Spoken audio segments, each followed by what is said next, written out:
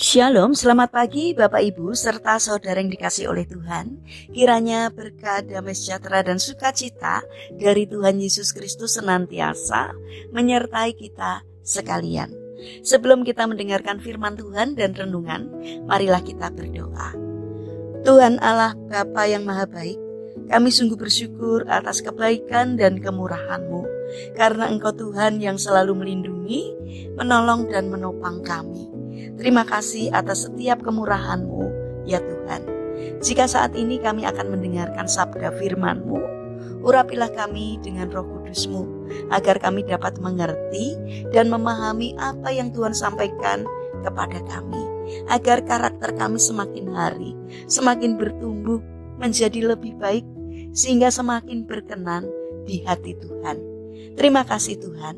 Di dalam nama Tuhan Yesus Kristus, kami sambut berkat firman Tuhan. Amin. Bapak Ibu serta saudara yang dikasihi oleh Tuhan, bacaan firman Tuhan saat ini diambil dari TB2, Kitab Ulangan pasal 1 ayat 30 dan 31. Demikianlah firman Tuhan. Tuhan Allahmu berjalan di depanmu.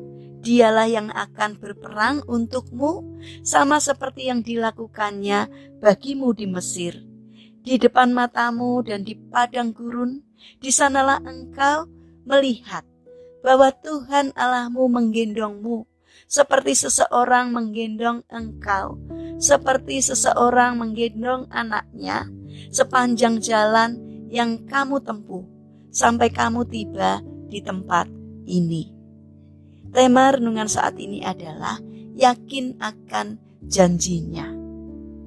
Bapak Ibu serta saudara yang dikasihi oleh Tuhan, seorang ayah berdiri di depan puing-puing bangunan sekolah yang hancur karena gempa berkekuatan 8,2 skala Richter di Armenia.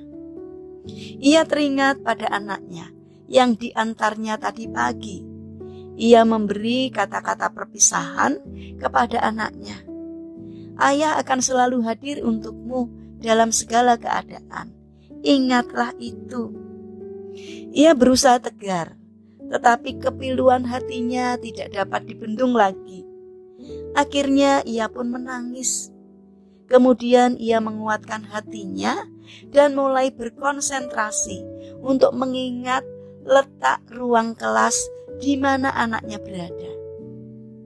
Setelah lama berpikir, akhirnya dia berjalan di posisi yang diyakininya sebagai ruangan kelas anaknya, yaitu di sudut kanan belakang gedung yang sudah rata dengan tanah itu. Ia mencari linggis, lalu mulai menggali reruntuhan gedung itu. Sementara beberapa orang tua murid lainnya berdiri menangis, menepuk-nepuk dada mereka dan berkata dengan lirih, "Anakku, anakku." Beberapa orang tua murid dan para relawan yang ada di sana berusaha menarik pria itu untuk keluar dari atas puing-puing tersebut. "Pak, menjauhlah dari sana, karena itu bisa membahayakanmu. Nanti kami akan membereskannya," kata pengawas yang ada di lokasi itu. "Apakah Anda mau membantu saya sekarang?" tanya pria itu. Tetapi petugas itu tidak menjawab pertanyaannya. Pria itu tidak peduli dengan pendapat dan larangan orang lain. Ia terfokus pada pencarian anaknya. Ia terus menggali dari 1 jam, 6 jam, 12 jam, 24 jam, 36 jam. Lalu pada jam ke-38, ia berhasil membongkar sebongkah puing besar. Kemudian di bawah puing itu terdengar suara beberapa anak kecil. Lalu pria itu berteriak, "Arman!" Dan dari bawah terdengar jawaban, "Ayah, aku di sini. Aku tahu bahwa ayah pasti akan datang. Ayah, aku memberitahukan teman-teman bahwa kalau ayah selamat, ayah pasti menyelamatkan kami, karena ayah berjanji akan selalu hadir untukku." Hari ini engkau memenuhi janjimu, Ayah. Bagaimana keadaan di bawah, Nak? Tanya ayahnya. Kami yang selamat ada 14 orang. Kami lapar, haus dan kedinginan. Tetapi syukurlah, karena ayah sudah datang untuk menolong, kata anaknya. Sekarang ulurkan tanganmu ke atas, agar aku dapat mengangkatmu, kata sang ayah. Tidak, Ayah, bukan aku yang pertama, melainkan teman-temanku.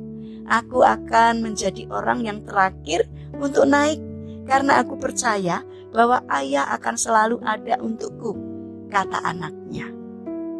Bapak, Ibu, serta saudara yang terkasih, belajarlah percaya kepada Allah, seperti anak kecil yang percaya bahwa ayahnya selalu ada untuknya.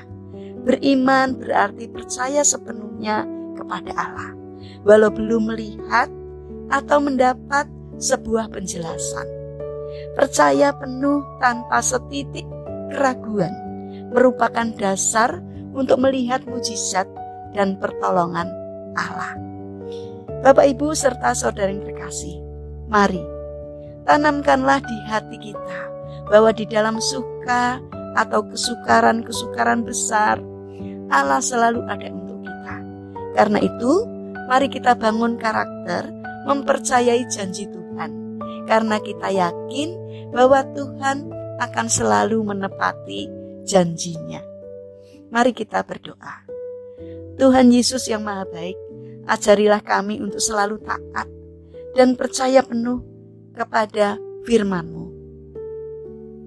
Bapa yang penuh kasih, kami ingin menyerahkan seluruh aktivitas kami hari ini kepadamu. Kami mohon Tuhan menyertai, Tuhan menolong dan memberkati karya kami hari ini. Berikanlah kesehatan kepada kami dan juga kepada orang-orang yang kami kasihi. Kami mohon kiranya Tuhan senantiasa menolong kami. Bapa yang Maha Baik, saat ini kami berdoa bagi mereka yang terbaring sakit atau lemah fisik.